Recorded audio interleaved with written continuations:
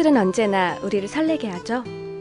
새해, 새 옷, 새 신발, 새 가방, 새 방송. 새로운 도전, 개념 있는 여자들의 센스다. 라디오 반민특위 첫 방송입니다. 세핑이죠.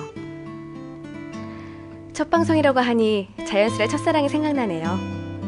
샤프한 콧날에 이지적인 눈동자, 앙담은 입술, 단단한 팔뚝으로 살포시 집어든 흰 분필로 단번에 한국 지도를 그리시던 국사 선생님. 선생님은 17살 저의 가슴을 설레이고 벅차게 만드셨죠. 국사 선생님은 언제나 따뜻한 눈빛과 감미로운 목소리로 저에게 말씀하셨어요. 이런 쌍놈의 대한민국 역사는 친일하고 친미한 새끼들이 다 망쳤다고. 그런 놈들은 포를 떠서 과메기로 만들어야 한다고 말입니다. 밤이 길어지는 1월, 선생님이 더욱 그립습니다. 개념 있는 여자들의 센스다. 라디오 반민특위 새 방송 시작합니다.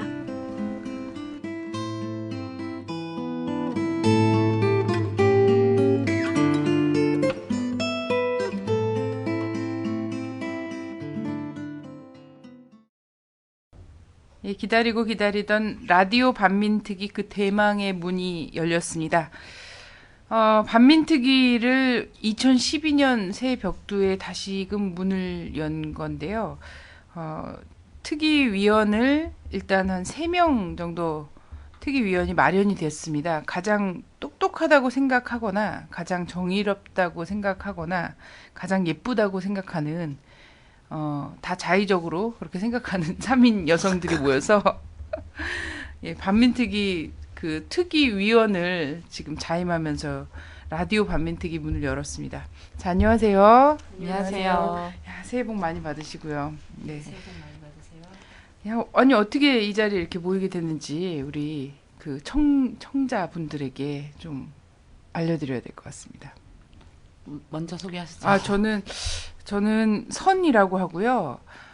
지금 이게 명절 바로 뒤끝인데 사실 여성들에게는 산후조리뿐만 아니라 명후조리라는 것도 있습니다. 그래서 명후조리라는 것이 명절 후 몸조리 기간인데 그런 기간임에도 불구하고 최전 냄새가 빠지지 않은 상태로 전 냄새가 빠지지 않은 상태로 이곳으로 달려왔어요. 왜? 이 나라의 그 장래가 너무 심히 걱정스러워서 또 최근에 대통령 각하께서 명절맞이 장을 보면서 손녀딸을 명품으로 휘감고 이렇게 해서 그 재래식 장에서 장을 봐라 이러면서 이렇게 서민들한테 또 가슴에 비수를 꽂은 일도 있고 그렇지 않습니까? 그래서 나라가 도대체 왜 이렇게 가는가?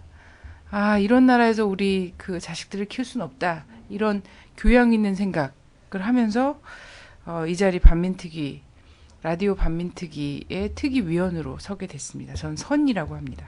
안녕하세요. 저는 진입니다. 이 시대의 개념이 뭔지 그 개념을 알아나가기 위해서 이 자리에 함께 했고요. 앞으로 여러분들과 그 개념을 함께 쌓아보고자 라디오 반민특위에 함께 하게 되었습니다. 진입니다. 미 나와야 될 것 같은데 진선 나왔으니까. 안녕하세요. 분이고요. 분. 네, 분입니다. 네. 저는 제 인생의 기조는 풍류와 낭만을 즐기면서 우아하게 사는 건데 요즘 아주 경치가 개판이니까 그렇게 살 수가 없더라고요. 그래서 제가 하겠다며 이건 내가 하겠다며 나오게 됐고요. 제가 이제 선 언니께 말씀을 드렸더니 네가 언제 풍류와 낭만을 즐겼냐며 네가 즐긴 건 주색잡기라며 이런 거나 하자며. 맞지. 원래 풍류하고 주색잡기가 통하더라고 옛날에. 그렇죠? 네, 좋게 말하면 이제 풍류와 낭만. 저는 우아하게 살고 싶은데 근데 그렇게 살 수 없게 되더라고요 요즘. 그래서 작게나마 저의 힘을 보태려고 나왔습니다. 네, 분입니다. 우아한 분? 네. 예, 우아한 분. 본인이 자꾸 계속 우아하다라고 이야기를 하고 있어요. 그리고 본인이 비주얼 담당이라고 얘기를 막 하잖아요. 우리 분양께서. 어차피 우리는 목소리만 나가니까요. 막 뱉는 거죠. 그래, 우리 또 유명해지면 인터넷에서 사진 돌아다닐 수 있어. 조심하자. 싸이월드 퇴사했거든요. 그래서 조심하자. 자, 예, 그렇습니다. 오늘 그래서 이렇게 셋이 진, 선, 분 그 세 여자들이 모여서 이 시대를 논하는, 그래서 교양 있는, 개념 있는 여성들의 센수다라는 부제를 걸고 있습니다. 라디오 반민특위가 문을 열었습니다. 오늘은 특별히 특별위원을 모셨어요. 저희가 특위 위원들이고 저희 이제 기본은 이렇게 3명의 위원들이, 그리고 또 모르겠어요. 앞으로 반민특위 위원을 하겠다고 저마다 자신의 장점을 내세우면서 막 저희 스튜디오를 알아내서 막 몰려오시고 이러면 특위위원이 기하급수적으로 늘어날 수 있는데, 일단은 저희가 셋이 엄격한 그 기준에 부합하는 셋이 일단 시작을 하도록 하고, 여기서 좋은 도움을 주실 특별위원으로 또 한 분을 모셨습니다. 그래서 앞으로 종종 아주 너무 전문적인 내용이라든가 이런 것들이 필요할 때 사실 이 분야의 전문가세요. 이분을 모시도록 하겠습니다. 박한용 민족문제연구소 연구실장님입니다. 네, 안녕하세요. 네, 네, 반갑습니다. 네, 이 포털에서 박한용 실장님을 딱 쳐보니까 온갖 송사 사건에 되게 많이 걸려 있으시더라고요. 네. 그러니까 한 분은 정치인 박한용, 이분 아니시고요, 그죠? 네. 아니신 게 아니라 정반대 쪽에 가서 계신 분인 것 같아요. 저하고 정반대 촌수에 계신 분입니다. 아, 그분은. 네네. 남쪽의 밀양에 계신 분이죠. 아, 네네.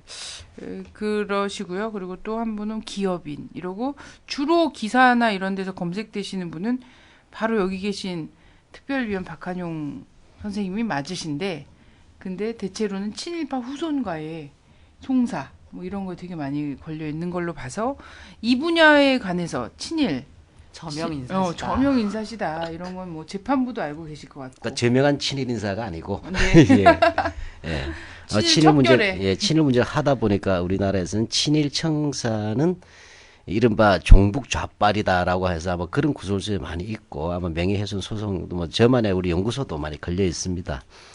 네, 하여튼 뭐 친일 청사는 하는 매우 상식의 일인데, 오히려 그런 것들이 오히려 소송이 되고, 그 다음에 이른바 종북 좌빨이니 빨갱이니 이런 식으로 하면서 매도당하는 나라가 있다는 이 현실에서 오히려 제가 당혹스럽게 있습니다. 아, 네. 그래서 늘 언제나 좀 많이 바쁘시고, 학생들도 강연, 저도 처음 뵌 게 학생들 강연. 네, 청년 학생들 강좌죠. 예, 갔을 때 저는 종북 좌빨로서 여기 이제 친일, 쟤는 종북 좌빨이기 때문에 쟤는 친일 청산도 주장할 거야. 이렇게 거꾸로 역으로 나가는 경우. 인과성이 성립이 되네요. 네. 그리고 여기 실장님께서는 친일 청산을 외치는 거 보니까 종북 좌빨일 거야. 뭐 이렇게까지 이렇게 나가는. 네, 대한민국은 네. 오히려 종북 좌빨을 만들어내는 나라이기 때문에 대한민국 자체가 국가보안법 위반 국가 같아요. 아유, 그렇죠.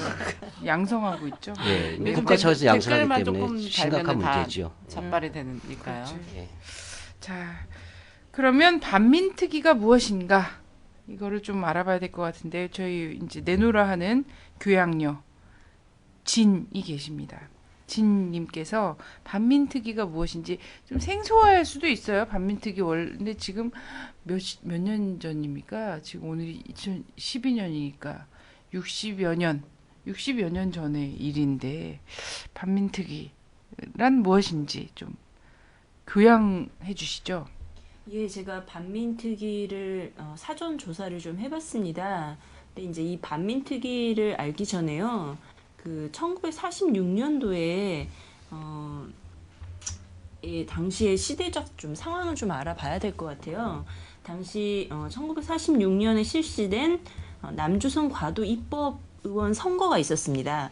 근데 그 당시 그 선거로 인해 친일파로 지목되는 상당수가 입법 의원으로 당선이 되자 이들의 의원 자격 및 향후 선거에서 입후보 자격을 박탈하고 당시 10월 인민항쟁이 있었거든요.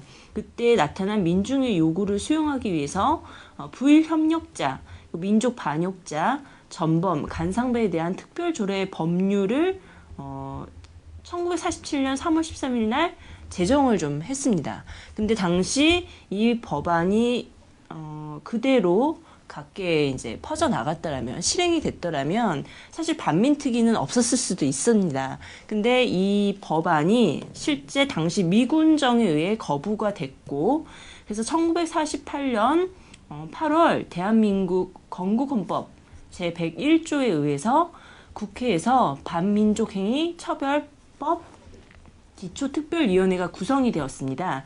이게 바로 반민특위죠.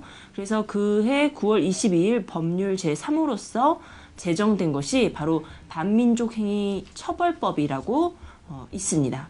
이 반민특위가 구성이 되고 이 법에 의해서 1948년 10월부터 친일 반민족 행위자들에 대한 예비조사를 시작하면서 이 반민특위가 의욕적인 활동을 벌였습니다. 그런데 이 반민특위를 곱게 보지 못했던 친일파와 그와 결탁한 이승만 정부의 방해, 그리고 친일 세력들의 이 반민특위 특별위원회 위원들의 암살 음모, 이런 것들이 좀 진행이 됐었고요. 그리고 친일 경찰들이 1949년 6월 6일 특경대 습격 사건이나 또 김구 선생님의 암살 사건들이 있었고요. 또 그러면서 또 반민특위법이 개정이 되면서 실상 이 1949년 10월에 해체되는 운명을 맞게 되었습니다. 그래서 이제 우리가 친일 청산을 올바로 하지 못하는 역사를 지금껏 가지고 있던 계기가 되었던 거죠. 자, 저희가 이렇게 모여서 라디오 반민특위 이런 걸 한다고 하니까 어떤 분들이 그래요. 반민특위 이름이 너무 센 거 아니냐 막 이런 얘기를 하더라고요. 반민특위가 참 세게 느껴지는 거예요. 무섭죠. 왜 무서울까?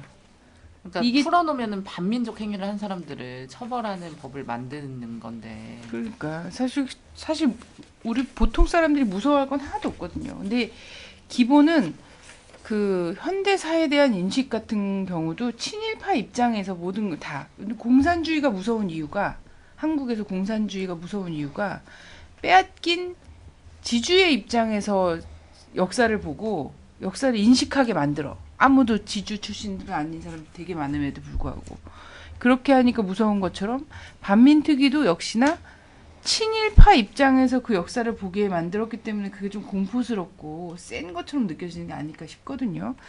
그 반민특위 얘기를 하다 보니까 굉장히 그 주의해서 볼 만한 뭐 지금 현대적으로도 의미가 좀 있을 법한 반민특위 과정에서 이 반민특위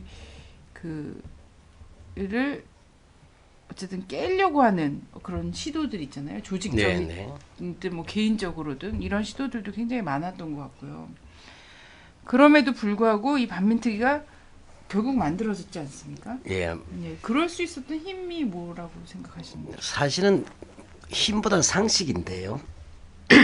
그 해방 직후에 일제에 협력해서 수많은 죄를 지었던 사람이 벌 받는 건 상식이지 않습니까? 전 세계 어느 나라나 다 그 기본적입니다. 이 부분은 아까도 이렇게 말씀하셨지만 이 정부 수립 이전에 해야 될 이야기죠. 세술은 세부대 담그는 것이 이른바 정부 수립 과정이기 때문에 그 과정에서 일단 배제시켜야 되겠죠. 그래서 아까 말씀드린 미군정 치하이긴 하지만 새로운 정부 수립 과정에서 이들이 일정하게 처벌을 받고 나중에 이제 벌의 어떤 통과를 거친 다음에 되어야 될 것입니다. 실제로 근데 미군정이 아까 말씀드렸지만 친일파 청산의 가장 결정적인 방해 요소였어요. 그 미군정은 친일파 청산이 자기하고 관계가 없었던 거예요.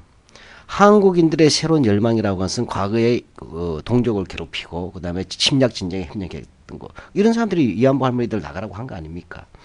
이런 것들에 대해서 뭐냐면 한국인들이 마땅히 그 청산을 해야 된다 했지만 미국의 입장에서는 반공주의자이고 친미면 된다는 것이었어요, 기준이. 따라서 대한민국이라는 것이 올바른 나라로 쓰는 것이 문제라 미국의 어떤 꼬북 나라로 가야 할 수 있는 그런 구조라는 부분에서 바라봤기 때문에 아까 말했듯이 굉장히 중요한 거죠. 나라가 수립되기 전에 이 경찰이나 관료 조직에 있는 친일 세력들을 척결해야만 새로운 정부는 깨끗한 사람이나 독립운동가들이 나라를 건설할 수 있는데 끝내 이것을 아까 그 특별법을 인준보리라고 해서 사실 결제를 안 해버린 것이죠. 이렇게 함으로써 결국 그 미군정 시기에 이미 친일파들이 강력하게 자리를 다 잡았어요. 특히 무력기구인 군과 경찰, 그러니까 총을 가지고 있는 겁니다. 우리 이들이. 이런 상황에서 대한민국이 새로 정부가 수립되었지면 어떻게 하겠어요? 누가 봐도 친일 청산 한 번도 안 했지 않습니까? 따라서 이승만 정부는 반대를 했지만 워낙 여론들이 거셌습니다. 여론이 거셌고 여기에 소장파 국회의원들이나 일제 친일가로부터 자유로웠던 독립운동 경력이 있는 그러한 국회의원들이 앞장서서 이 법을 발의해서 나온 것이죠. 한마디로 이야기하자면 이건 상식과 정의의 문제였어요. 이 상식과 정의가 이승만식이나 친일파들이 권력을 잡고 있음에도 불구하고 이 법을 만들게 되었던 것입니다. 그러나 문제는 법이 만들어져서 반민특위가 씌워졌다고 해서 끝나는 것이 아니었죠. 오히려 그 다음에 더 큰 고난의 세월이 있었어요. 즉 반민특위에 대한 와해 공작과 직접적인 탄압의 역사가 시작됩니다. 그러므로써 반민특위는 오히려 친일파를 첩보하는 데 업적 올렸다기보다 이 친일 세력과 이를 비유하는 이승만 세력의 어떤 탄압을 이겨내야 하는 그런 오히려 험난한 운명이 시작되었던 것입니다. 네. 그때 당시 국회에서 어쨌든 소장파 국회의원들이나 독립운동 경험이 있는 사람들로 이 국회에 좀 진출은 돼 있었던 상황인 거지 않습니까? 근데 사실은 많은 분들은 아니었어요. 얘는 백범 김구 선생이라든지 중도파, 그러니까 민세 안재홍 같은 경우 또 몽양 이원영 같은 사실 중도파 좌우의 중도 좌우파까지 포함하면 대부분은 나오지 않았었어요. 왜? 분단 정부잖아요. 네. 분단 정부에서 어떻게 한 반동가리 정부의 국회의원이 될 수 있느냐라고 해서 대부분 안 했지만 그래도 거기에 무소속으로 출마한 분들이 있었어요. 대부분 친일파 이런 사람들이 많이 되었지만 무소속으로 출마했던 소장파 의원들은 상당히 민족주의적이거나 진보적이었어요. 네. 이분들이 어떤 여론의 대세를 안고도 나왔던 것이죠. 근데 그나마도 이제 이 반민특위 해체 과정과 국회 프락지 사건 뭐 이런 것들을 쭉 거치면서 말이죠. 예. 거치면서 오히려 지금까지 오늘날까지 그때만도 못한 그런 구성으로 국회의원들이 구성이 돼 있지 않습니까? 예. 예. 근데 사실 그 반민특위의 경우에 처음에 48년도 9월 달에 출범했어요. 그래서 몇 명을 조사 대상으로 했냐면 7,000명 정도를 조사 대상으로 했어요. 근데 7,000명 그렇게 많은 거 아닙니다. 왜냐하면 인구 2,400만 명으로 잡고 35년을 생각해 보시면 조사 대상자하고 구속 대상자가 아니고 완전 최고 악질 중에 악질로 그렇죠. 추려서 7,000명. 근데 그 중에서도 또? 이제 나중에 재판을 받으면 무죄될 사람도 있겠죠. 그렇게 해서 실제로 했는데 뭐냐면 총 결과 유죄 판결 받고 실제 실형을 받은 사람이 10명밖에 안 돼요. 1년 동안에. 네. 그러니까 우리가 기억해야 될 것은 반민특위가 만들어져서 그 많은 친일파들을 청산해야 되는데 12여 명 정도만 실형을 받았고 이들조차 대부분 뭐냐면 보석이라든지 집행유예로 다 나왔어요. 그 반민특위는 1년밖에 존재하지 못했죠. 예. 이 과정에서 왜 1년밖에 존재하지 못하고 왜 불과 12여 명밖에 제대로 처벌하지 못했느냐를 먼저 이해하는 게 아마 오늘날의 대한민국에서 친일파 청산이나 또는 라디오 반민특위가 나오는 배경이 될 것 같아요. 그래서 그걸 좀 더 이야기해 보고 싶네요. 그때 보면은 우리 지금도 좀 회자가 많이 되는 거죠. 그 암살 모의 사건, 예, 국회 프락치 사건, 그리고 경찰의 그 아까 우리 지인께서 말씀하신 거죠. 6월달에 경찰 네. 습격 사건, 주유소 습격 사건도 아니고 경찰들이 국가기관을 습격한 거 아닙니까? 예. 최근에 12.6 재보궐선거에서 보면은 선관위 사이트를 해킹한 거랑 비슷한 사건이라고 볼 수 있을 것 같은데요. 하여튼 국기문란 사건이죠. 이런 것들이 지금 막 얘기되고 있는데 첫 번째 순서대로 좀 시대적 순서대로 되면 뭐가 먼저일까요? 암살 모의 사건? 우선 내가 유형을 먼저 벌써 지속적으로 일어났기 때문에 이게 반복되고 지속적으로 한 번 하고 마는 게 아니죠. 쉽게 반민특위가 친일파들을 잡아서 재판에 회부를 해야 되니까 여기에 대한 저항이 있었지 않습니까? 근데 저항에 있어서 일반적인 친일파들은 저항하기 어려워요. 힘이 없으니까. 근데 문제는 힘 있는 게 군, 경찰인데 군대는 그 당시에 너무 무서워서 사실 조사 대상에서 빠졌어요. 그러다 보니까 무력을 핵심은 아예 빠졌네요. 예, 사법부도 빠졌어요. 네, 아유 그것도 뭐. 재판할 수 있는 사법부도 친일파가 많은데 그쪽도 빠졌어요. 그러니까 군과 사법 분야는 사실은 처벌 조사 대상에서 빠져 있는 상황을 먼저 염두에 두시고 그러면 여기서 누가 저항할 수 있느냐지 않습니까? 친일파들 가운데 힘을 가진 놈들이겠죠. 그게 권력을 가진 사람들이고 둘째는 뭐죠? 무력을 가진 사람이지 않겠습니까? 근데 가장 그렇기 때문에 권력 중에는 정치 권력도 있지만 언론 권력도 중요해요. 언론 권력. 아유 그럼요. 예. 저희 요즘도 조중동 휘하에서 벗어나지 그래서 못하고. 제일 제 반민특위가 만들어지니까 여기에 대해서 뭐냐 하면 친일파가 운영하는 대동신문이라는 신문이 있어요. 잘 모르시면 조준동 보다 같은 한 신문이다. 단계인가요? 비슷한가요? 제가 볼 때 이젠 초록은 동색이 돼버렸어요. 네, 왜냐하면 조중동이 그전 조금 그래도 대동신문보다 낫지 않을까 싶었는데 지금 생각해보면 막 대동신문보다 가고 있죠. 더하니까. 왜? 여기에 이종형이라는 아주 악질 친일파가 있었어요. 만주에서 독립군들을 체포하던 사람이에요. 아주 악질해요. 이 사람이 바로 대동신문 사장을 하면서 뭐라고 얘기하냐면 친일파를 청산하자는 반민법은 대한민국을 망하게 하는 망민법이다라는 말을 하게 됩니다. 우리도 요즘 보면 친일파 청산하자면 망국이다 이런 말 쓰지 않습니까? 그렇죠. 무상급식도 예, 망국이고. 하고 또 두 번째로 뭐라고 얘기하냐면 이 친일파 청산을 주장하는 것은 빨갱이들이 하는 것이기 때문에 바로 친일파 청산을 주장하는 놈은 빨갱이다라는 것을 바로 이 언론을 통해서 얘기합니다. 그러니까 색깔론의 출발이 됩니다. 그래서 이런 것이 바로 이제 이 언론을 통한 이제 흑색 선전과 마타도가 있었어요. 예, 그 다음 단계가 이제 보면 관제 데모입니다. 요즘도 뭐 어버이. 네, 우리 대본에 제가 저희 말씀드리기 전에 어버이들이. 아시네요. 예. 또는 뭐 이렇게 군복 입고 나오신 분들 있지 않습니까? 저는 참 안 된 거지. 군이네. 예. 의사 표시는 자유지만 3.1절 같은 날 성조기 들고 대한민국 국군 옷 입고 나오는 건 보고 전 충격받았어요. 근데 저는 한국 국군 그때 당시에 그 시대적 본질을 알지 못하면은 이런 퍼포먼스는 가능하지 않다. 예. 군복을 입고 성조기를 들고 나오는 그것도 거. 3.1절 날. 예, 3.1절 대한민국 날. 근데 밑에는 대한민국 육군이에요. 그러니까요. 이거 진짜 뭐 이야기가 시대를 빗나갔는데. 비꼬는 예. 것 같은. 이런 데모들이 있었지 않습니까? 마찬가지로 이 시기에도 그 데모가 있었어요.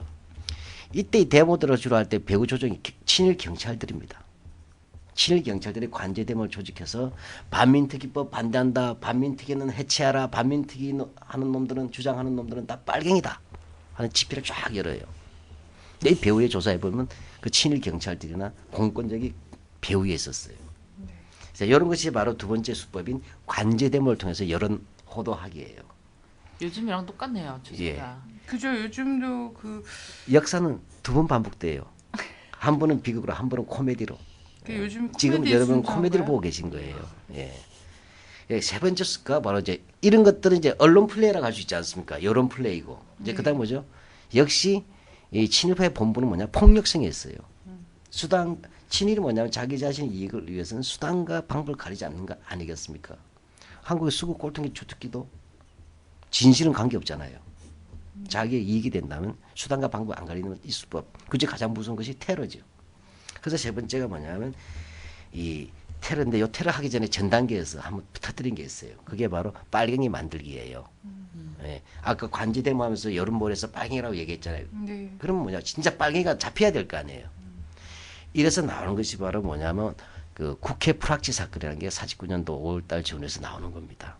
국회 프락치 사건, 뭐 용어가 생소합니다. 프락치란 말이 요즘 네. 다시 도나요? 이런 말이? F라고 하죠 그냥. 아 그렇습니까? 예. 국회 F 사건 뭐 이런. 그러니까 국회 프락치라는 건 한마디로 얘기하면 국회의원들 가운데 그 당시 좌익 정당이던 난로당의 프락치 스파이가 있었다는 얘기예요. 즉 국회의원이 간첩이었다는 얘기입니다. 공산당에. 이렇게 해서 뭐냐면 이 국회의원들이 줄줄이 잡혀 들어갔어요. 이게 두 번 일어납니다. 5월달하고 6월달에 일어나는데 이것이 국회 프락치 사건이에요. 근데 문제는 이때 체포됐던 국회의원 대다수가 뭐냐? 바로 친일파 청산을 주장하면서 반민특위법을 만드는 데 앞장섰고 나아가서는 미소 양군 철퇴 하고 남북에 의한 평화적인 그 통일을 주장하던 세력들이에요. 네. 그래서 이걸 흔히 우리가 국회 소장파 의원들이라 그래요. 예. 이들이 줄줄이 간첩으로 몰리는 겁니다. 따라서 어떤 논법이 성립하겠어요? 이미 그 전에 친일파 청산은 빨갱이가 주장한 거다. 따라서 빨갱이 친일파 청산을 주장하는 사람들은 누구나 빨갱이라고 얘기했는데 아니나 다를까 역시 그걸 주장했던 국회의원들도 빨갱이였다. 그 증거는 바로 남로당 프락치 사건이다. 이렇게 하면서 하게 되니까 자연히 반민특위 활동이 위축되죠. 즉 결과적으로 뭐냐 빨갱이의 공작에 의해서 만들어진 것이 반민특위다. 이런 식으로 몰아가는 엄청난 역사 조작 사건이 바로 남로당 프락치 사건이에요. 네. 예, 이것이 바로 이른바 빨갱이 만들기예요. 그다음에 네 번째가 빨갱이 죽이기예요. 여기서 빨갱이 용어는 빨갱이 본 당사자 빨갱이냐 아니냐 그런 한국 사회 통일은 빨갱이는 비이성적 용어로서 제가 말씀드리는 거예요. 네. 예. 증거도 없고 예. 실체도 규명할 수 없지만 그래서 제일 무시무시한 사건 중에 하나가 바로 이 반민특위를 입법했던 핵심 국회의원들을 납치해서 요인 암살을 하겠다는 것입니다. 진짜 저도 들었는데 너무 무섭더라고요. 그래서 그러니까 우리 우습게 보면 안 돼요, 우익을. 예. 그래서 우리가 지금 우습게 보면 안 반민특위 돼요. 위원인데 예. 그래서 저희는 스튜디오를 좀 비밀로 하고 비밀리에 하고 예, 그렇게 해야 될 것 같습니다. 보안을. 한번 죄졌습니까? 아니, 저희 그래도 좀 살아야 되거든요. 저희 좋은 세상을 좀 보고 싶고요. 예, 생각을 해보세요. 그래도 어쨌든 현재 국회의원들이라든지 이런 분들인데 이런 사람들을 뭐냐면 그 당시에 그 친일 경찰들이죠. 역시 무력을 가지고 있는 게 중요한 거예요. 군 경찰 같이. 그 경찰 핵심에 있던 이 친일 경찰 간부들이 모의를 해가지고 이들 빨갱이로 몰아서 죽여버리려고 합니다. 제거. 그렇게 해서 백민태라고 하는 테러리스트를 교섭합니다. 이 백민태는 원래 일제 시기에 중국에서 항일 운동했어요. 물론 우익이긴 합니다만은. 예. 그래서 이 사람을 해가지고 어떻게 하려고 했냐면 일단은 뭐냐면 이 요인들, 특히 반민특위법을 만드는 데 앞장섰던 핵심 요인들을 38선 근처로 데려가는 거예요. 집차로 데려가서 그냥 거기서 죽여버리는 겁니다. 죽인 다음에 주머니에다가 월북할 것을 월북한다는 내용이 들어가 있는 편지를 넣어서 휴전 38선 중간에다 놓으려고 한 것이에요. 네, 무슨 뜻이죠? 역시 간첩으로 만드는 거죠. 예, 그러니까 반민특위 같은 거 만들고 나서 그다음에 월북을 하다가 사살되었다라고 네. 해서 완전히 이렇게 완전 범죄를 만들려고 한 거예요. 근데 그때 테러리스트지만 백민태는 어쨌든 항일 운동을 했고 자기가 그 제거해야 될 암살 대상자가 보니까 자기가 존경하는 사람들이 많았던 거예요. 거의 다겠죠. 말이 안 되지 않습니까? 아마 본인이 우익이지만 그 당시 우익도 친일파 아닌 우익도 있었잖아요. 민족주의자로서. 예. 그 이런 사람들이 한국에서 지금 사라져서 문제고 가짜 수구가 우익 행세를 하는 거잖아요. 네. 예.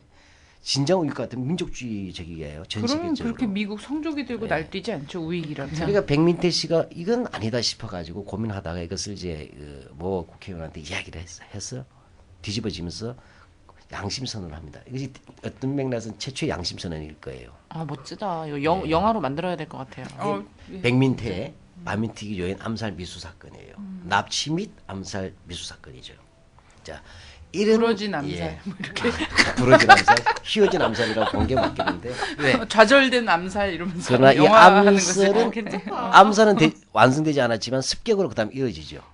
그래서 이제 주의적 습격 사건의 전사라고 할 수 있는 경찰 반민특위 습격 사건이에요. 경찰서가 거기서 아니고. 나왔군요. 네. 훌륭한 영화들은. 예. 그러니까 이제 직접적인 타격을 쓰는 거예요. 그러니까 지금까지는 관제 데모라든지 언론 플레이하거나 그다음에 암살이나 조작이었지 않습니까? 이제는 정면 승부까지 가는 겁니다.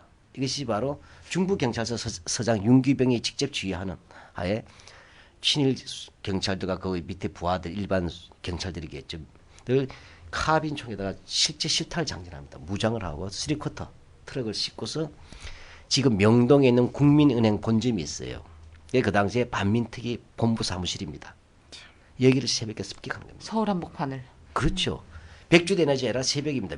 금조 미명을 기하여 5.16 할 때도 나오던 척인데 바로 새벽에 습격을 한 겁니다. 그래서 거기는 특경 요원이나 조사관들을 체포해서 그래서 무차별하게 린치, 쉽게 말하면 폭력을 쓰고 반죽하는 거죠. 이렇게 해서 뭐냐면 나중에 이 상당수의 특경대, 그 반민특위에 있었던 경찰들이 특경대예요. 그 당시에는 네. 우리나라 정부의 경찰이잖아요. 그죠? 네. 근데 친일파를 척결을 하겠다는 사람들을 우리나라 경찰이 린치를 가했다는 거잖아요. 그게 요즘 경찰이 뭐냐면 뭐- 그게 요즘 한 나라에 주요한 대한민국 정통성의 경찰의 역사예요. 그러니까 제가 볼 때는 지금 대한민국 정통성 얘기하는 사람들은 개족보 이야기하는 거예요. 개족보. 진짜 개같다. 환부역주예요. 친일파들을 자기 조상으로 모시겠다고 하는 게 무슨 대한민국 정통성입니까? 근데 이런 게 네. 지금도 요즘에도 계속 반복되고 있잖아요. 조선일보가 호도하고 빨갱이라고 그렇죠. 얘기하고. 지금 우리가 관제 데모가 예, 벌어지고 예, 습격 사건마저 안 당하신 거잖아요. 아니 습격은 자해공갈단 같은 예. 경우 있어요. 그리고 종로 박원순 경찰 씨도 테러 당하시고. 아 민족문제국에서도 습격을 당했어요. 그렇죠. 그런 곳을 습격. 뭐 수리탄 투척은 아니고 계란 투척을 좀 당했습니다만은. 아. 예. 근데 어쨌든 이렇게 해서 반민특위 본부가 습격을 당하고 검찰총장이 수모를 당하는 이런 일이 있었어요. 그렇게 해서 심지어 그걸 체포해가지고 이들은 뭐냐 중부 경찰서 유치장에다 집어넣어 버렸어요. 반민특위 요원들을. 잘한다. 이거는 아니 경찰들이 아주 체포를 개같네. 해서 이렇게 한 게 아니라 그 체포돼야 될 대상들이 헌법에 의해서 특별법에 의해서 보장받았던 이 사람들을 체포해 간 거예요. 그러니까 풀어줘야 이거 뒤집어졌죠. 말도 안 되는 일이 벌어졌어요. 여론이 들끓어 올랐는데 이때 이승만 대통령이 특별 담화를 하는 겁니다. 내가 시켰다. 대통령이 시켰다니까 어떻게 돼요? 면접을 주지 않습니까? 저는 이 부분이 바로 반민특위 습격 사건인데 이렇게 하면서 뭡니까? 또다시 터진 게 뭐냐? 제2차 국회 불합치 사건이 터집니다. 어차피 이렇게 아기가 턱 치면 탁 하고 나와요. 짝짝 아기가 맞아떨어져. 이러다가 좀 지나서 누가 죽습니까? 사지 반민특위를 밀어줬던 사람은 백봉 김구예요. 한독당에. 백봉 김구 선생이 경교장에서 6월달에 또 암살을 당하지 않습니까? 안두희에 의해서. 이렇게 하면서 사실 뭡니까?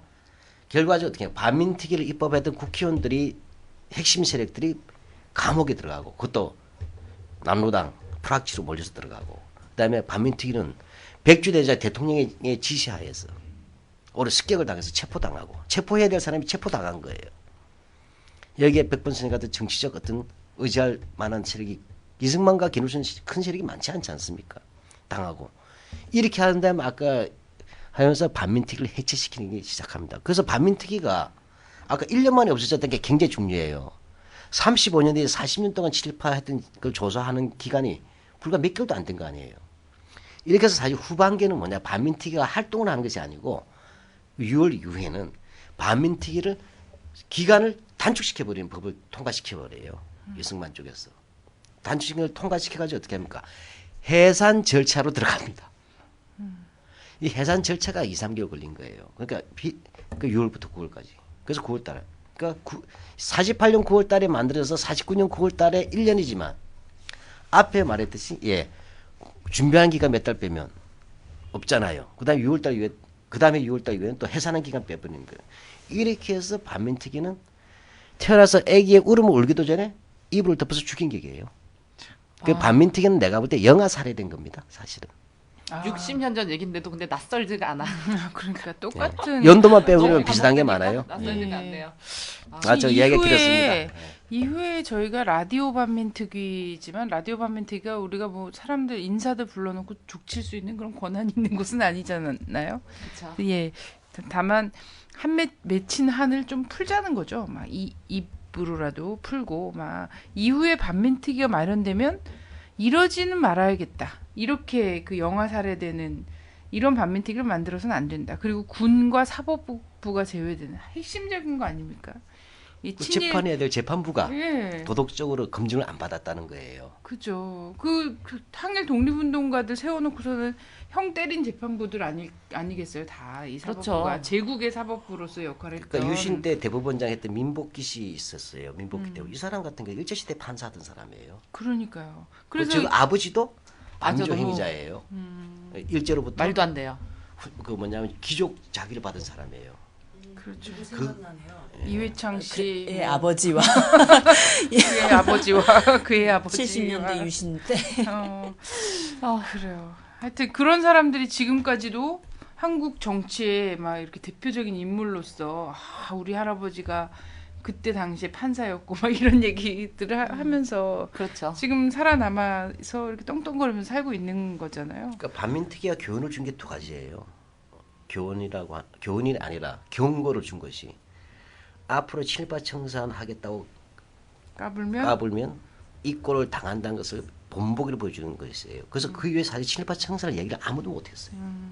네. 실제 반민특위에 있었던 조사관들의 후손들은 단 한 명도 공무원이 되지 못합니다. 그러게 아예 숨어 사셨대요. 숨어 살았죠. 그 외항선언이 되기도 하고 죽을까봐 아들들까지도. 왜? 비밀들을 알고 있잖아요. 조사하면서. 그래서 숨어 지냈다는 거. 이런 것들에서 뭐냐면 친일 문제를 얘기하는 것이 무시무시하게 목숨을 걸어야 되는 나라가 됐다는 것이에요. 네. 아마 여기서도 혹시 그 여대를 나오셨는지 뭐 대학을 사립학교 나오셨다면 대부분 설립자들 보십시오. 저희 예. 정체 못 밝히신다니까 그런데. 정체를 밝힐 수가 없구나. 예. 학문적으로도 친일파를 못하는 이유 중에 하나가 뭐겠어요? 대부분의 사립대학교의 상당수의 설립자가 친일파들이에요. 그죠. 그러니까 거기서 박사 논문 친일파 썼다가는 대학교에서 못 되잖아요. 그러니까 정의의 심판이고 뭐고 간에 최소한의 학문적 연구조차 금기가 된 유일한 나라예요. 아, 이거 얘기하다 보니까 뭐 너무 열이 올라가지고 너무 정말 분노스러워서 견딜 수가 없네요, 진짜. 예. 어떻게 그래서 이 지금 반민특위의 심각한 얘기들 굉장히 많이 나왔는데 좀 분위기도 전환 좀 할 겸 우아한 노래, 서정적인 멜로디에 그때 네. 분이 고른 거? 직접 고른 거? 서정적인 멜로디에 가슴을 기대하겠습니다. 울리는 가사가 있는 그런 노래 한곡 직접 듣고 부르신다고요? 갈게요. 아니요. 직접 골랐대요. 아. 지금 불러도 부르기까지 하면 되는데. 너무 곤란하고요. 예. 시청률이 완전 초반부터 팍 떨어질 수 있기 때문에 네, 서정적인 멜로디에 가슴 울리는 가사 노래 경문 한번 듣고 가겠습니다.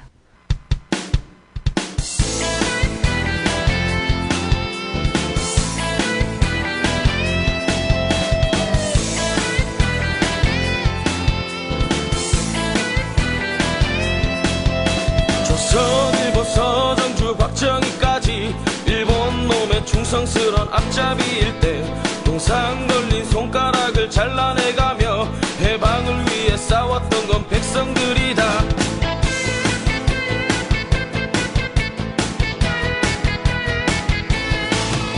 한달 원인 전두환과 그 똘마니들 5060의 부기영화 대물림할 때 잡혀가고 죽어가고 고문당하며 민주를 위해 싸웠던 건 국민들이다. 친일과 친미로 배불리는 매국노들 여의도에 또 아리 틀고 갈수록 적반하장 후한무치 지랄 연병 국민들 피눈물을 짜는구나. 더 이상 못 참아 더 이상 못 참아 국민이 나서자 국민이 나서자 우리의 힘으로 모두 갈아엎자. 3.1 정신으로 자비 정신으로 5월의 노래로 5월의 노래로 유월한 성으로 역사를 만들자.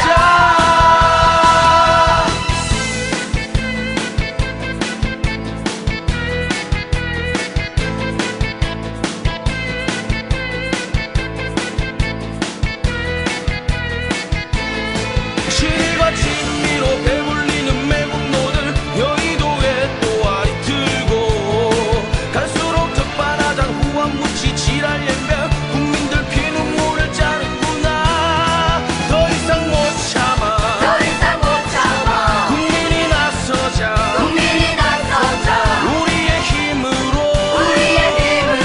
모두 갈아엎자. 3.1 정신으로 자비 정신으로 5월의 노래로 5월의 노래로 유월한 성으로 역사를 만들자. 더 이상 못 참아 더 이상 못 참아 국민이 나서자 국민이 나서자 우리의 힘으로 모두 갈아엎자. 3.1 정신으로 자비 정신으로 5월의 노래로 5월의 노래로 유월한 성으로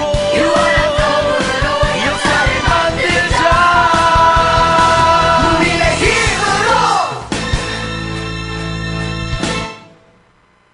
힘으로 노래 좋네요. 서정적이고 역시나. 정말 심금을 울리죠? 네, 그러게요. 저 진짜 궁금한 게 있는데 그 당시에 백범 김구 선생님이면 민족 지도자잖아요. 지금 교과서에서도 굉장히 많이 나오고 이런데 그런 사람을 암살했는데 그 안두희는 왜 사형을 받지 않았는가? 네. 참 웃기죠. 백번 김구가 위대하다고 해서 그것을 죽인 안두희가 똑같이 위대한 건 아니잖아요. 그렇죠. 때로는 위대한 인물로 하찮은 좀 쓰레기가 있죠. 죽일 때가 있어요. 역상편에서 아이러니인데 안두희가 이 백범을 죽였을 때 명분이 뭐냐면 백범이 남북 협상했기 때문이란 거예요. 용공이기 때문에. 이게 정말로 지나가다가 개가 웃을 얘기예요. 백범은 정통적인 우익 세력이에요. 그렇죠. 예, 가장 좀 반공주의. 그죠, 반공주의 다음은 진짜 민족주의 하셨는데. 입장에서 남북의 빅을 막아야 된다고 했던 것이잖아요. 이런 분조차 또 민주의 지도자인데 포병소위였던 일개 포병소위였던 안두희가 죽일 수 있었다는 것도 놀라운 일이지만 더 큰 문제는 이 사람이 감옥에 있을 때 김창룡이가 훌륭한 일이 됐다고 칭찬해줘요. 김창룡은 일제시기에 헌병 보존으로 시작해서 만주에서 관동군 헌병 보존에서 헌병 오장까지 출시한 놈이에요. 하도 많이 잡아가지고 아주 악질입니다. 북한에서 사형 선고 받았다 탈출하고 내려온 놈이에요. 그걸 이승만이 자네 빨갱이 잘 잡는다면서 채용한 거예요. 김창룡. 나중에 박정희도 체포한 게 김창룡이에요. 그렇다 그래요. 대단한 박정희가 한때 남로당이었잖아요. 네, 남로당 당원이었을 때 체포 조사했던 수군 담당자가 김창룡이에요. 이런 사람이 백범이 죽었을 때 백범 독립운동의 상징이고 자기는 관동군 헌병 오장이지 않습니까? 안두희를 칭찬하고 그다음에 안에서 호의호식해서 감옥에서 안두희는 더 큰 문제는 나중에 특사로 풀려나요. 특사로 풀려날 사안이 아니지 않습니까? 그렇죠. 예. 사람을 죽였는데 네. 아니 특사는 우리 그래도 독립운동이라도 하거나 아니면 네. 음주운전, 네. 경제사범 이런 사람들은 그러나 정상 참작이 가능한 부분이 있어야 되는데 안두희는 이건 확신범이고 민족의 지도자를 살해한 악질이잖아요. 근데 이 친구가 나중에 특사로 나온 다음에 거기를 누가 가봤대요. 그 사는 집을 강원도에. 예, 제가 직접 들었어요. 갔더니 뭐냐면 그 공장도 세우고 집도 있는데 그 마당에 호수가 있고 그 배를 띄워서 술을 먹을 정도였다는 거예요. 아니 경포대에 살았나? 경보를 끼고 너무한 거 아니야? 이래서 진짜? 뭐냐면 살인범을? 그다음에 뭐 그러면 백범 선생을 죽였던 이 안두희가 왜 무슨 돈이 있다고 특사 무슨 백이 있어서 특사를 하고 영웅 대접을 받고 그다음에 어떻게 해서 기업을 해서 잘 먹고 잘 살았는가? 뭐 지금도 잘 먹고 잘 살고 죽었습니다. 있는 거죠? 아니요, 마지막 맞아 죽었어요. 몇 년 전에. 나도 죽었지. 예, 90. 운전기사 하시는 그 어떤 박기서 선생님한테. 그분이 바로 영웅이네요. 박기 선생님. 예, 그렇게 됐어요. 그러면 우리 상식적으로 물어봐야 돼요. 그 가능하냐고 물어봐야 돼요. 일개 포병소에가 백범 선생을 죽였던 사람이 그렇게 마당에다 연못 파서 호수제 이게 연못도 아니지요. 그럼. 근데 내가 자식 끝나면 미국에 있는 걸로 알고 있어요. 저는 그 정확한 그 당시 보도로 몇 년 전 보도 한 10년 전 보도여가자면 자 이렇게 돼서 뭐냐면 친일파는 말할 것도 없죠. 친일파들 다 아시면 알지만 대부분 잘 먹고 잘 살았어요. 우리나라에서 역대 뭐 대법원장 80년대까지 하면서 대부분이 전부 다 대법원장들이 일제시대 판사고 그 재산공화국 때까지 역대 육군 참모총장 재산공화국 때까지 한두 명 빼면 전부 다 일본군이나 만주국 장교 출신이에요. 삼부유에 그 세계일보에도 다 통계가 나왔어요.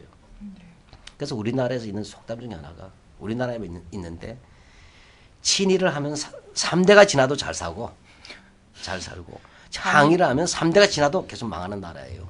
이게 우리나라만 있는 거예요. 예, 뭐 제가 흥분했습니다만은 안두희 거는 바로 그런 것을 보여주는 증거예요. 네. 근데 이런 역사가 또 반복되도록 할 것이냐? 그 라디오 밤인 TV가 한번 잘 생각해 보셔야 될 문제예요. 그렇죠. 그렇게 지금도 반복되고 하면 있잖아요. FTA에서 나라 팔아먹은 사람들 떵떵거리고 잘 살고 있고. 그죠. 그게 애국이라고. 그것이 애국인 줄 알고 했다고 그러는 게 친일의 논리 아니었습니까? 그러니까 그때? FTA 같은 것도 보시면 되죠. 이 FTA를 하면 누구에게 이익이 되고 누구의 손해가 가는 걸 보면 돼요. 100%가 다 손해 보진 않아요. 근데 문제는 1%의 이익을 해서 90% 희생될 수 있다는 것은 이런 해외 무역 같은 거나 자유 무역 협정에서도 그런 기준을 가지고 한번 대차 대조표를 만들어 보시면 되는 거죠. 그때 바로 극소수의 이익을 가지고 99%의 이익처럼 얘기할 수도 있구나. 세상이. 네. 이런 것도 느끼실 거예요. 근데 국민들이 이제는 바뀌었다라는 겁니다. 이제는 하여튼 이런 역사는 이제 끝내야 될 것 같아요. 2012년 마침 2012년이 딱 됐고 저희도 그래서 반민특위를 마침 또 열었고 뭐 조그마한 힘이라도 됐으면 좋겠습니다. 좀 우리의 역사를 보면 참 아쉽긴 한데요. 우리가 그래서 새로운 역사를 다시 써보자 이런 취지인 것 같은데 우리는 비록 과거에는 실패했을지 몰라도 해외에서는 성공 사례도 좀 있을 것 같아요. 네. 식민을 경험했던 나라들도 많을 거고 이런 사례를 좀 알려주시면 저희가 앞으로의 반민특위 활동을 좀 활발히 벌어나가는데 또한 참고해 볼 수 있는 사례가 되지 않을까 싶은데요. 근데 이제 우리가 흔히 그 과거사 청산이라고 얘기하지 않습니까? 과거사 청산할 때 과거라는 것은 무슨 불륜의 과거 이런 얘기가 아니고 역사에서 잘못된 것들. 그래서 과거에 잘못되었지만 더 큰 문제 그 과거에 잘못된 일로 해서 오늘날까지 그 피해가 남아 있거나 트라우마가 있는 것을 말하는 겁니다. 그것이 또 미래의 우리들의 그 우리가 나아가야 할 길에 대한 걸림돌이 되는 것들. 그렇기 때문에 절실하게 할 수밖에 없는 것들이 바로 아마 과거사 문제일 거예요. 우리가 좀 친일 문제 많이 알고 굉장히 많죠. 쉽게 말하면 이 해방 공간 45년부터 48년까지 해방 공간 어떤 분은 또 50년까지 보는 분도 있지만 이 시기에 또 민간인 학살이라든지 또는 그 이후에 독재 정권 하에서 인권 유린과 의문사라든지 뭐 인권 유린들 고문 뭐 온갖 게 많이 있었죠. 이런 것들이 오늘날 문제로 있어 인 과거사를 하는데 다른 나라도 있었어요. 이런 독재 정권 하에서나 또는 나치 치하에서. 잘 알듯이 프랑스 같은 경우는 나치 치하 그 나치 협력자 문제죠. 나치 부역자. 근데 프랑스는 확실했어요. 여기서는 이 이른바 프랑스 대숙청이라고 하는데 그것을 숙청 중에도 규모가 컸다고 해서 대숙청이라고 해요. 근데 이때 나치 부역 혐의자로 처벌된 사람이 10만 명이라고 하는데 실제 10만 명이 아니고 30만 명을 넘어간다 그래요. 예. 우리 아까 10여 명이었죠? 반민TV. 예. 비교해 보시면 될 거예요. 우리는 그만큼 많이 처벌하자 얘기는 아닙니다. 뭐 상황과 조건은 다르지만 그러나 적어도 이런 근데 이걸 추진한 사람이 드고는 극우예요, 사실은. 정통 우익입니다. 좌익이 아니거든요. 예. 예, 했고 특히 주목할 부분은 드고는 이걸 하면서 가장 처벌에 중점을 뒀던 것이 언론인과 문화예술인이에요. 지식인하고 문화예술인. 왜 그러냐면 지식인하고 문화예술 주특기는 뭐예요? 감염이에요. 감염. 좋게 얘기하면 교화시키지만 나쁘게 할 때는 학대지생산. 감염하죠. 이데올로기를 통해서. 그래서 신문이 나치치하에서 일주일인가 보름 이상만 나치치하에서 발간만 했어도 그건 폐간시켜 버렸어요. 우리 그랬으면 조중동 볼 일이 없었는데. 이런 식으로 했는데 드골이 의미심장한 말을 했어요. 지나치지 않느냐. 했는데 문제는 이걸 어떤 사람이 지지하냐면 우리 까미 아시죠? 알베르트 까미, 네. 사르트르 이런 사람들이 지지한 거예요. 세계적인 학자들이, 사회주의자. 그 예술가들이. 왜?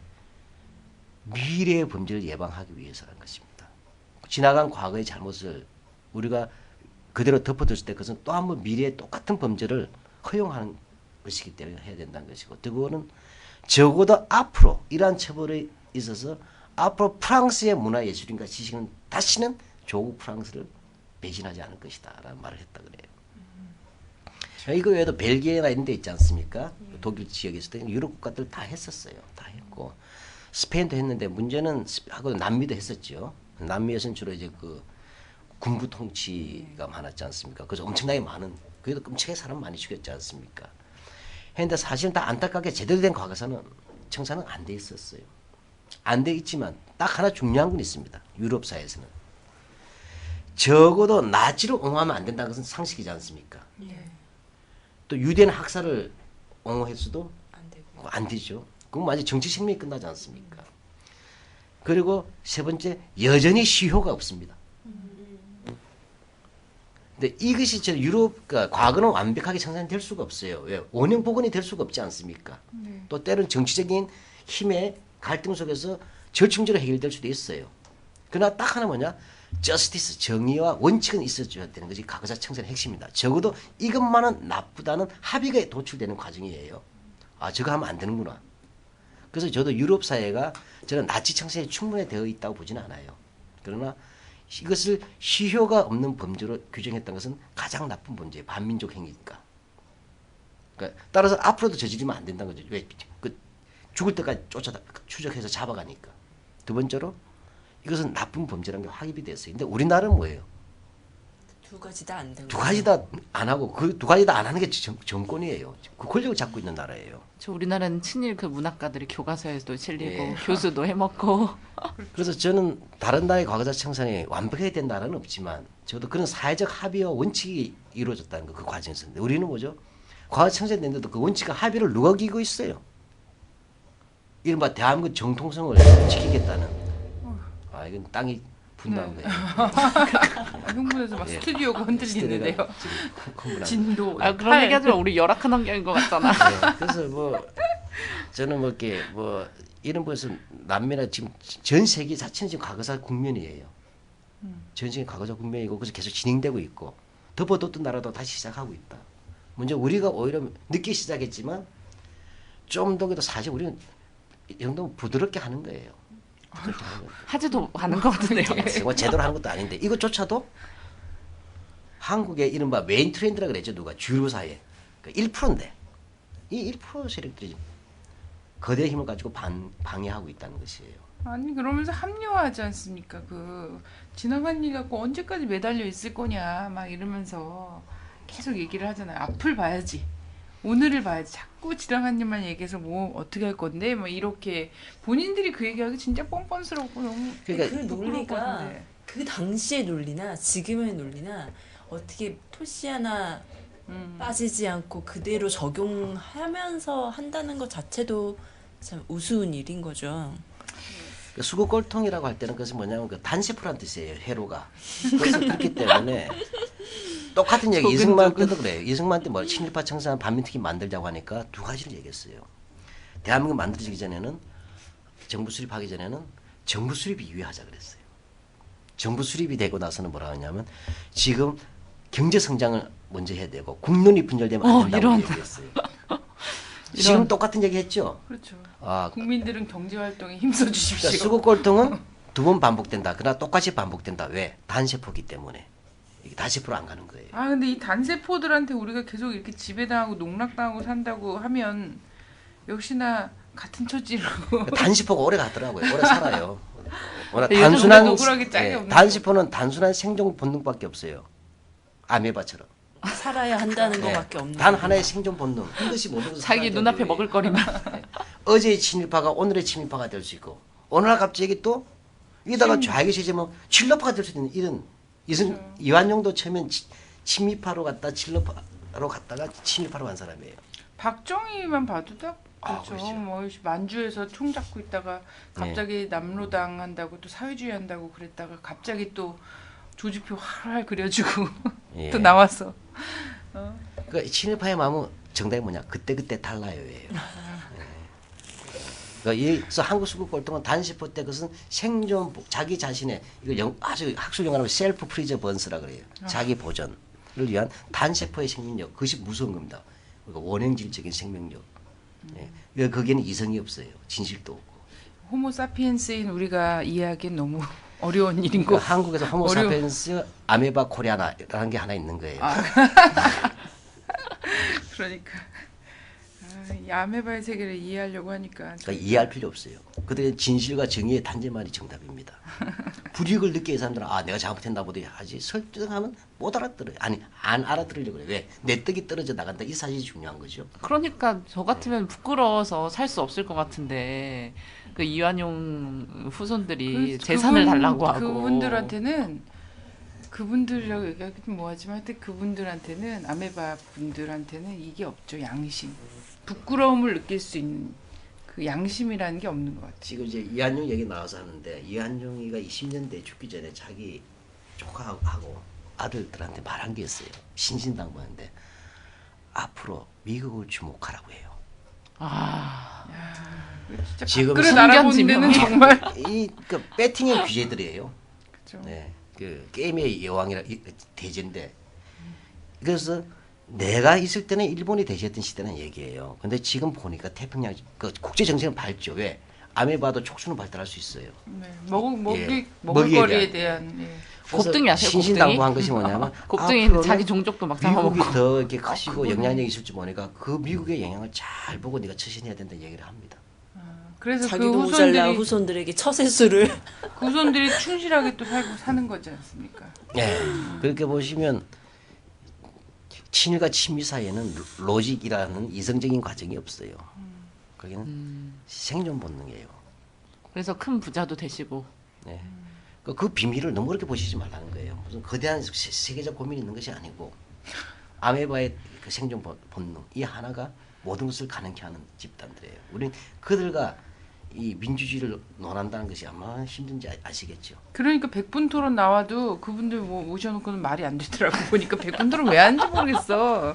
저도 죄송하게 생겨 나갔지만 그 전파 낭비예요. 그러니까요.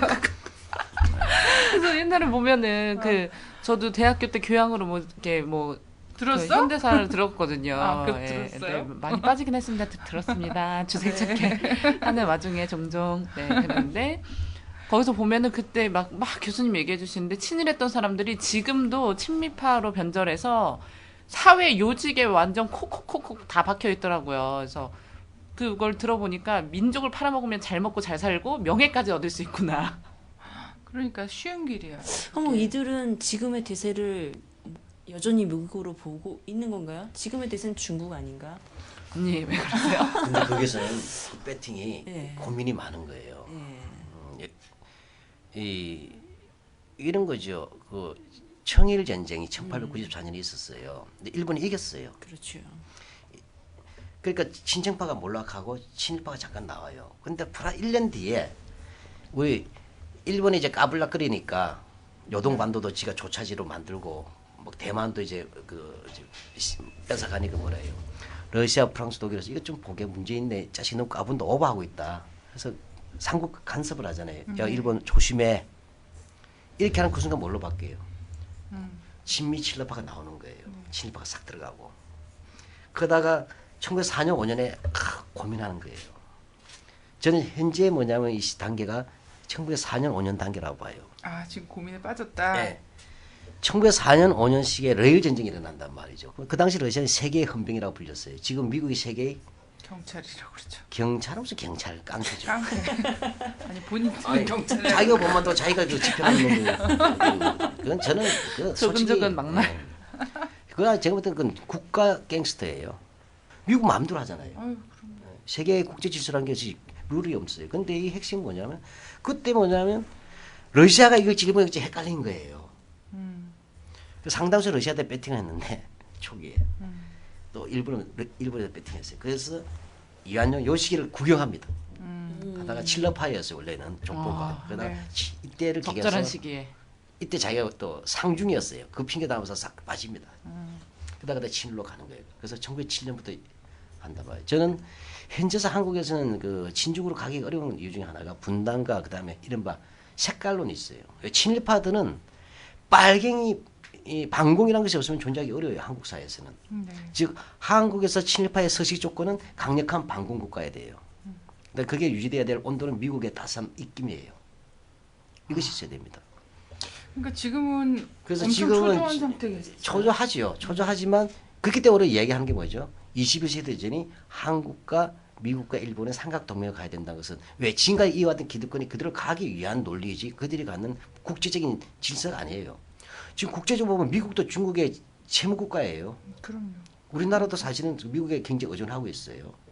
근데 문제는 중국은 사회주의 국가다 보니까 국가가 결심해버리면 한국을 굉장히 난처하게 만들 수 있잖아요. 경제정책이 정치에 종속되어 있단 말이에요. 그래서 우리는 중국을 좋아하는 문제가 아니라 국익을 정말 그렇게 얘기한다 할 때 균형 있는 시야와 균형 있는 것을 해야 됩니다. 불구하고 이들이 아직 뭐냐. 이 친일 세력들이라는 사람들은 뭐라고 했어요. 이번에 그 위키리크스에 나왔잖아요. MB에 대해서. 뼛속까지 친일이고 친미라고 얘기했기 때문에 미국에서 놓칠 수가 없잖아요. 거기에 끈을 붙잡고 가는 위태로운 패러글라이딩이죠. 제가 볼 때는. MB의 롤모델은 제가 볼 때 이완용입니다.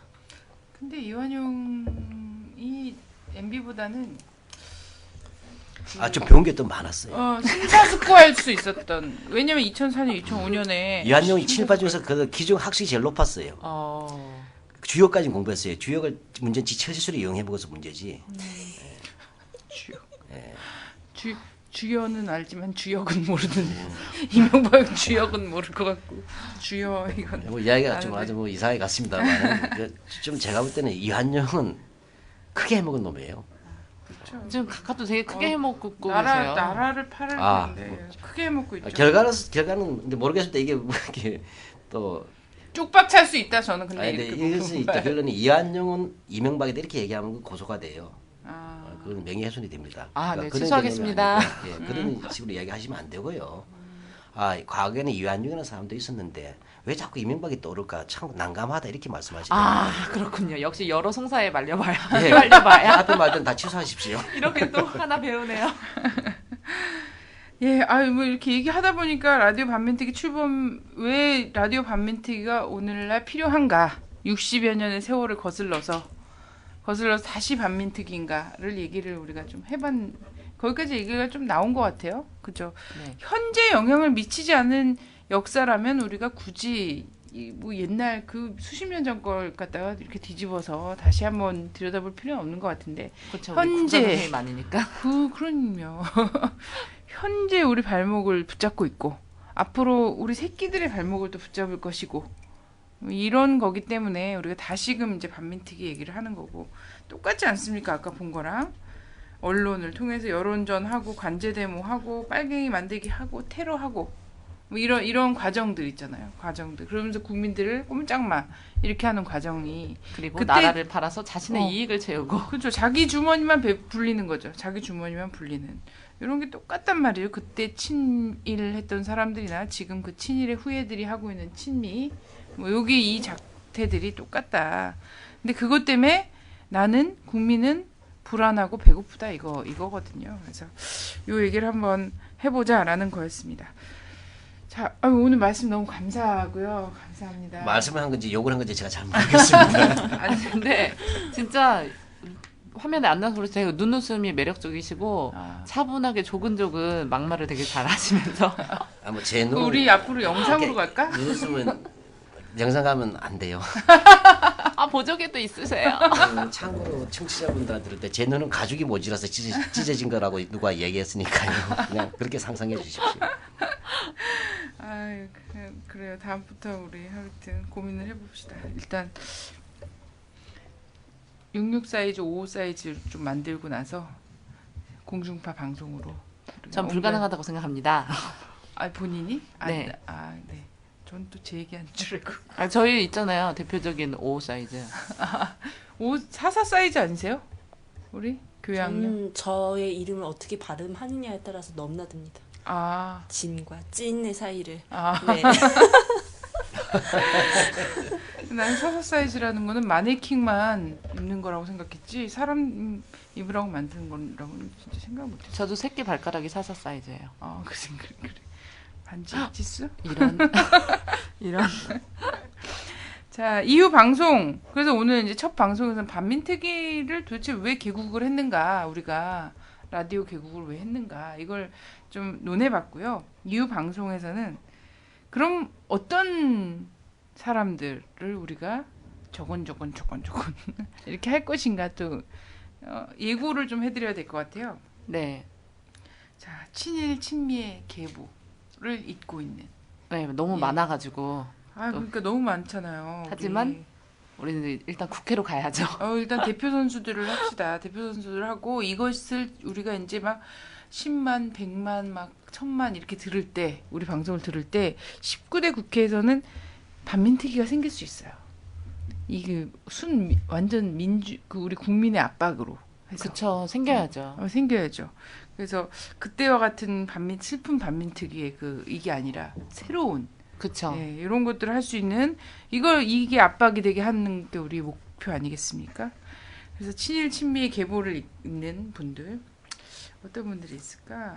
친일 친미의 계보를 이으면서 꾸준히 민족을 팔아먹었고 자기 배를 채웠던 사람들 너무 많으니까요. 네네. 우리 이제 정말 대표적인 또 단연 블루하우스 예, 주인장이 떠오르네요. 그분 못지않은 사람들도 많으니까요. 또 그러면 또 블루하우스 주인장을 꿈꾸시는 분들이 또 그쵸? 계시잖아요. 네. 그래서 아무래도 집단으로 보면 뉴라이트를 피해갈 수 없을 것 같아요. 뉴라이트. 그쵸. 왜냐하면 친미의 역사를 지식적으로 합리화시키는 역할을 하고 있거든요. 어떻게 생각하십니까, 우리 진? 합당한 말씀이라고 생각합니다. 네. 뉴라이트에서 그런 얘기를 했었죠. 그러니까 어떤 얘기를 했냐면 뉴라이트에서 잘 나가는 교수예요. 서울대 국립대학교 공무원 교수라 그러죠, 우리는. 네. 네, 가장 철박. 20세기 전반기는 동아시아는 일본이 주도하는 역사이기 때문에 일본에 적응하는 기간이었다면, 정확한 표현 아닙니다. 그런 뜻이었어요. 20세기 후반은 미국이 주도하는 세계였다. 대한민국의 발전은 바로 이러한 대외 관계를 적절히 적응하면서 오늘날 놀라운 성공을 이뤄냈다라는 얘기를 했습니다. 정말. 그 무슨 말인지 아시겠죠? 이런 사람들이 한국의 최고 이 두뇌들을 가르치고 있다는 게 사실 두뇌들을 가르치는 게 아니라 두뇌들을 망가뜨리고 있다는 게 그렇죠. 진실이 되겠죠. 세뇌시키고 있는 거죠. 예. 두뇌들을 세뇌시켜서 그 사람들을 배출하니까 그 사람들이 고위층에 가서 똑같은 논리와 이런 걸로 국민들을 망가뜨리고 있는 이런 거죠. 자, 사실 이런 뉴라이트가 있을 수 있을 것 같고요. 뭐 MB, 뭐 박근혜 씨 이런 분들도 피해가기 좀 어려울 것 같고. 꼭 친일이다, 뭐 조상이 친일이다 이런 것뿐만이 아니라 반민족 행위를 하면 다 반민특위의 그럼요. 시야에 걸리는 거거든요. 그럼요. 그리고 특히 이제 미국이나 하여튼 우리나라의 국민들의 뭔가 요구 이런 거에 발딛지 않고 자꾸 외국 들락날락하는 하면서 행적이 묘연해졌다가 특히 정치 일정이 있는 정치 일정 이 눈앞에 있는 그 시점에 그죠. 선거나 이런 거에서 자꾸 외국 나가서 교양받고 오고 과외받고 오는 듯한 느낌이 드시는 분들이 있어요. 그래서 뭐 꼭 이분이 그렇다는 것은 아니지만 어쨌든 그런 행보로 보이는 분들은 누구라도 국민들이 관심을 지금 안철수 씨한테 관심 많지 않습니까? 언니 안철수 씨 닮은 것 같아요, 얼굴. 나 그 얘기 좀 많이 들었네. 근데 내가 지금 이렇게 얘기하면 안 되잖아. 사진 공개.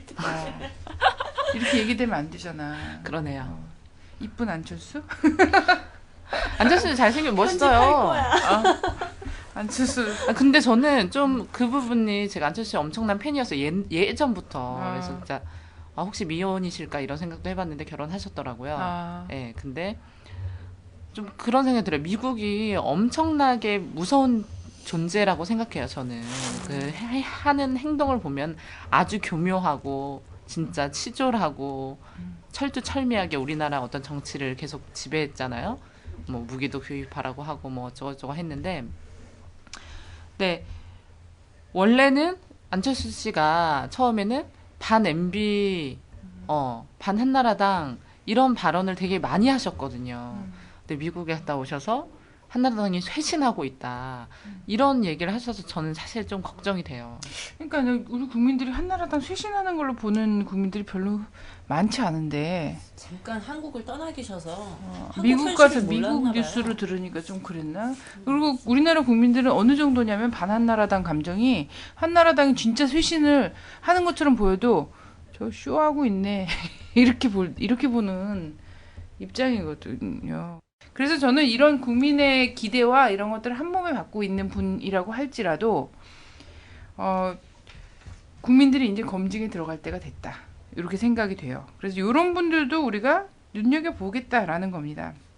지금 블루하우스 주인장뿐만 아니라 이후 블루하우스의 안방에 들어가고자 하시는 분들 그런 그렇죠. 분들도 지금 다 하나하나 다 올려놓고 있겠고 근처에서 서식하려고 하시는 분들 같이 본인이 그 대룡의 범죄에 들어간다. 뭐 이분도 재밌으신 분 계시잖아요. 뭐 김문수 씨, 문수영, 이재호 씨, 뭐 이런 문수 오빠 진짜 문수 오빠 어록만 하나 펼쳐도 우리 방송 한 10회분 나오지. 그래서 이런 분들의 계보, 혈통적 계보, 정신적 계보 이런 것들을 한번 우리가 좀 파면서 얘기를 해봐야 되지 않을까 싶습니다. 뭐 광고 있다고? 네, 저희가 이제 카페를 만들었어요. 반민특위 개념 있는 여자들의 센 수다이고요. 다음에 치시면 되니까 가입해주세요. 전 사실 제 개인적인 팬카페를 만들고 싶었거든요. 저는 분입니다. 예, 그랬는데 그러려면 너무 시간이 오래 걸리니까 빨리 해야 된다 이거를. 그래서 제가 직접 스스로 카페 주인은 저예요. 개인적 팬카페 누가 제일 먼저 생기나 어떻게 내기 한번 할까? 언니 그랬다 안 생기면 어떡해요? 아무도 안 생기고 자기가 만들어. 우리 그래갖고 지금 다음 아이디 빌려야겠네.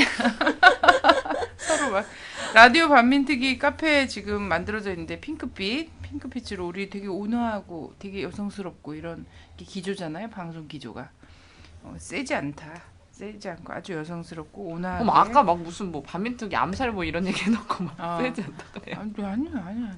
그거는 어쩌다가 나온 얘기고 기본 기조는 그렇지 않지. 기본 기조는 그죠. 나라 핑크빛. 팔아먹는 사람들, 개새끼들. 개 같은 애들 뭐. 각을 찔까? 막 이런 거지. 근데 여기 지금 회원 좀 가입됐나요? 네, 6명 있습니다. 아, 6명? 네. 아, 저희 6명 있대. 3명이랑 이것도 아. 이제 같이 하시는 이제 편집하시는 분 1명이랑 4명이고 2명은 제 지인. 아, 그래요? 네, 아, 이렇게. 알겠습니다. 시작은 미약해요. 시작은 미약하죠. 늘. 자, 어떻게 우리 오늘 지인님 한 말씀. 마무리 발언. 마무리 발언. 네. 벌써 시간이 이렇게 됐나요? 네. 전 과거의 반민특위를 보면서 그리고 또 외국의 사례를 좀 보면서 우리가 역사를 바로 세우는 과정은 시효가 없어야 된다라는 걸 다시금 조금 더 철저하게 우리 모두가 이것을 개념으로 좀 잡아야 되겠다 이런 생각이 좀 들고요. 거의 검찰총장 결의 발언 같은. 그런가? 미래에. 예, 우리가 역사를 바로 세우는 건 시효가 없다라는 거. 따라서 오늘의 우리의 반민특위도 시효는 없을 것이다. 바로 세우는 그날까지 이거를 오늘 가장 많이 배우고 저희 개념으로 세우고 갑니다. 야, 보시네요. 우리 오늘 특별위원으로 또 오신 우리 실장님께서는 어떠셨는지. 예, 아이고 오늘 무개념 시대에 이 개념 있는 분들 만나 반갑습니다. 아유. 예, 개념이 널리 전파됐으면 좋겠고요. 이 라디오 반민특위 정말로 60여 년 전에 반민특위의 그 어떤 그런 안타까운 어떤 그 종말과 다른 새로운 힘찬 부활과 새로운 역사의 미래를 창조하는 아주 힘찬 발걸음 되었으면 좋겠습니다. 아, 네, 감사합니다. 자, 저희 종북 좌빨 뭐 이런 얘기들 되게 많이 하지 않습니까? 예. 뭐 옳은 얘기하는 국민들한테 종북 좌빨 이런 얘기 많이 하는데 종북 좌빨 뭐 웃기지 마시고요. 문제는